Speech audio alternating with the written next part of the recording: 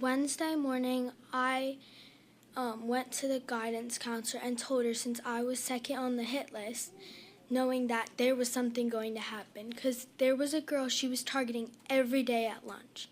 And they would go to the counselor and tell them every day that this is going to happen. Somebody getting sued.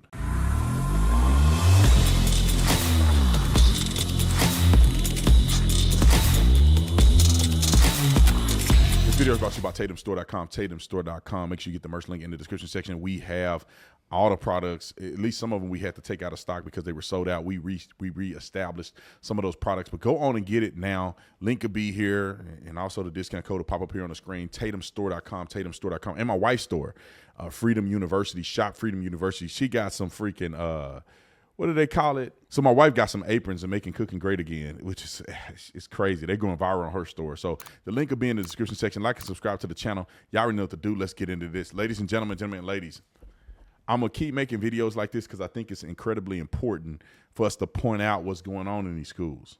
Now, there's another video of a person that's transitioning that became a volleyball player and just spiking girls to death. And I don't know why in our society we accept things like that. And here's another thing. If this was a regular student that wasn't trans, they would have probably taken the threats more seriously. But because they're so hell-bent on protecting the special people, that they will overlook a crime, overlook behavior, overlook all kinds of things, and allow people to get hurt in the process because they don't want to offend anybody. They don't want to make her feel bad. And then somebody getting sued. They finna lose their whole job, and they finna have to pay out millions of dollars. Kids are telling teachers, and you'll see it in this video, this person has a hit list.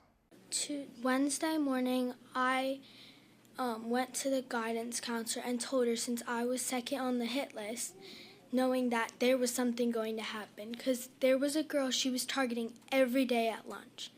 And they would go to the counselor and tell them every day that this is going to happen.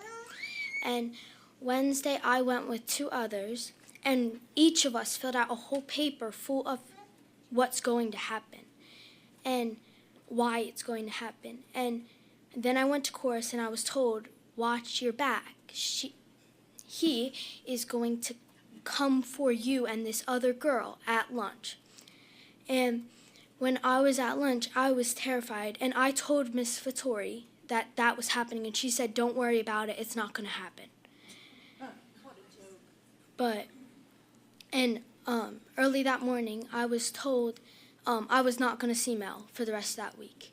But I was in lunch, and all of a sudden I just hear all this screaming and everybody running. And I see Mel running in after somebody, and everyone's screaming and running. But the girl who got attacked didn't see it because she was faced backwards. And all of a sudden you just hear these terrible, loud bangs of the Stanley bouncing off her head. And then you see Mel grabbing her hair and hitting her against the table and just repeatedly hitting her with the Stanley. There was blood going everywhere. I was the table right behind it. This person said she's going to kill somebody. This person said they're going to hurt people. The young girl warned the teachers, and the teachers say, oh, don't worry, nothing's going to happen. A couple hours before, she pretty much almost beat this other girl to death. It's really a boy, identifying as a girl, almost beat another girl to death. Beat her with a Stanley cup. You know how crazy that is? And they didn't do nothing to protect these kids? Welcome to lawsuits. Let's play this news clip, so we can get the full story. Heard the clip. Injured, and they want to know if it could have been prevented. I'm Jason Martinez. I'm Sheba Russell. Those parents say they are extremely concerned. Kelly, what are you learning today? Well, Sheba and Jason, tonight, Upper Gwinnett Police did allow me to view surveillance video of this alleged attack. They would not allow us to record it or did not provide us with any copies, but it did show the student running up to the victim from behind in a packed cafeteria and striking the victim several times on the head with a large Stanley cup. It lasted only a few seconds before a security guard and another staff member intervened. The student's head was visibly bleeding. Police say the student will be charged. And he texted me and just said, "Mom, I'm scared." And I I can't even tell you what it's like to get a text message like that when your kid is at school. Sarah Batory got emotional talking about what should have been an ordinary Wednesday at Pembroke Middle School for her 7th grade son. She says she's now questioning. Pembroke Middle School student was violently attacked. Both students and parents addressing the school board, describing how the incident impacted them, and they wanted to know what's being done to protect students. I will never forget that. And laying in bed last night, I just kept repeating it in my head, and we shouldn't have had to sit there and just watch that. The fact that the kids had to experience that, see that we are young, we are in middle school, we're not supposed to be seeing these things. I'm sitting here and I'm looking at some of these young kids sharing their stories, and my heart breaks. And I can't help but think, when my child told me about the situation yesterday, in her mind, she was thinking that could have been me. I was afraid this kid was going to do something to my child. And I'm awful for saying this. It could have been worse. Police say a 13-year-old student used a metal Stanley mug to violently beat a 12-year-old student in the head in the cafeteria. This was a teenage boy. See, finally, Daddy said, news ain't gonna say it. Daddy gotta say it. Why won't the news say it? Why won't the news articulate that this is a trans person? Now, let me tell you this. If the person was attacked, they would be in trans kid attacked, transphobia. They'll be saying all this other stuff. But when the kid is trans, it's like they want to cover it up. We don't want to act like this, this person's identity isn't relevant now. But when they want to bludgeon you with it, the identity is relevant. Who beat on a little girl, all right? Call it what it is. I don't care. Don't look at me like that, Mr. Fusco. You're a father. What if that was your daughter? What if that was your daughter?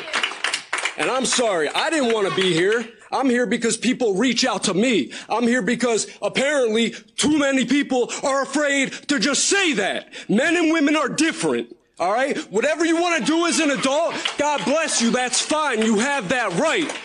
But let kids be kids. Let them make that decision later in life when it's appropriate. All right? Men and women are not the same. Our hormones are not the same. Our strength is not the same. Our aggression is not the same. How come none of the articles said that it was a boy attacking a girl? How come So he go on to blow his lid off on him, and I agree with him. Why the articles don't say that a boy attacked a girl? I'm telling you, if it was the other way around, the trans person was attacked, they would be to the end of the moon. It would be on TV right now. They'd be talking about this on The View, crying. Why does this happen in our country? That young people who are trans get attacked all the time. But when a trans person shoot up a school, which happened not too long ago, they arrested another trans person because they were planning to shoot up a school. They wanted to mimic the other trans person. Then you got a trans person beating the brakes off of a little girl. That's why the beating was so bad, because it was a boy really beating up a girl. And people, they don't care. Women, let me tell you this, and then I'm going to get off this video. The people on the left, they hate you. They have no respect for you. They don't have no respect for women. They want men to replace you, because that's exactly what they're doing in sports. If a man decides to play sport, he'll dominate you and break your records.